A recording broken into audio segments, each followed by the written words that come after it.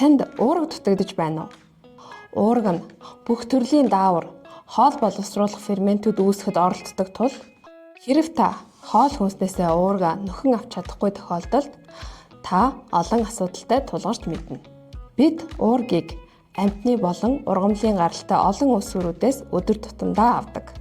Хоол тэжээлээс авсан уурга биеийнхаа нэг хэсэг болтол таниулж, цусанд нэвчих хүртэл жижиглэж задлахын тулд таны ходоодны хүчил хэвэн ялгарч байх учиртай. Ходоодны хатангаршилтай хүний хувьд ходоодны хүчил шүүрэл ялгаруулалт багасч улмаар уурга задлах явц доголдно. Үүнээс үүдээд жин алдах, амархан ядарч сулдах, ус хумс хэврэгших зэрэг олон асуудалтай тулгарч мэднэ.